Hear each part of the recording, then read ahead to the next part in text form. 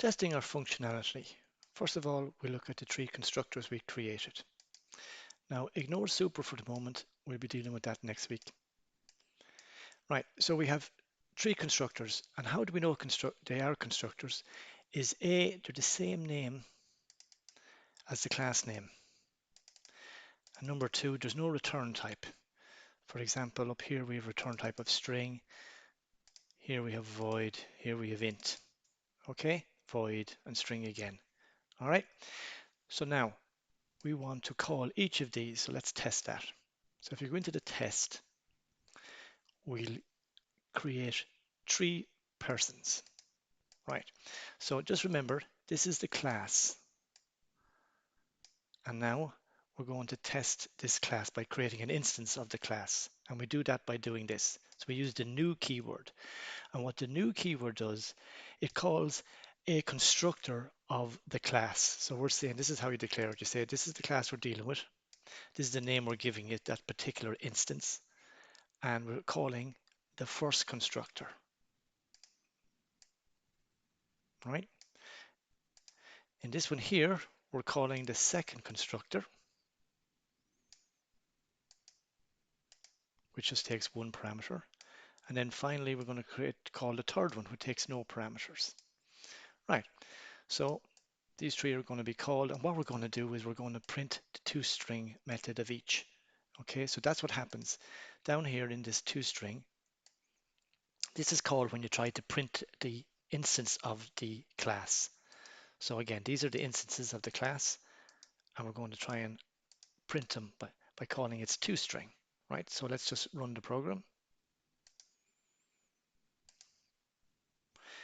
And in this case, the first one we got Tom, age 21. The second one we got Mary, and the age defaulted to 0. And then the third one, the name string defaulted to null, and the age defaulted to 0. Because we actually had no parameters for the last one. We had no parameter for age for this one here. And for this one here, we had the full amount. Okay? So in order to kind of fix that, we can use setters. So I'm just going to come along here now and uncomment this code. So in this code, basically person 2, right, had no age, right? So I'm going to set 22 for person 2, and person 3 had no name or age. So I'm going to set Pat and 23 for the name and the age of the person 3, and then I'm going to print them all again. So if we save changes there, and we run our test file. So after we've used our setters, we've populated age 22 here and name Pat and age 23 here. Okay, so if I just continue on further down, if I wanted just to get the names by themselves, just to show you how to get the getters, we've just shown you how to use the setters. So in this case now I'm going to print person 1 get their name, person 2 get their name, person 3 get their name. Save it all again, run the program, and now you can see that was the first one when we created the 3 different constructors. This is the second one when we used the setters to set what was missing. And here I'm just demonstrating that you can actually just get an individual part of a variable. So Tom, Mary, Pat. Okay. Now another thing I just want to mention is if you didn't use the toString, right? So let's say you don't actually have to. So let's just comment it out for the moment. Save everything. Go back to test, and we'll run the program again, but we don't have a toString.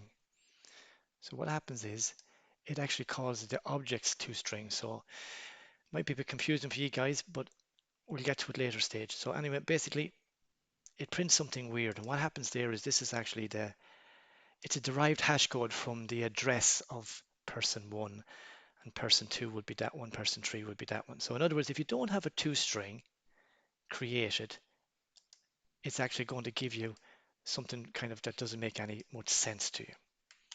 So again, it's very handy to always have a toString in your object. So when you run it again, it makes a little bit more sense.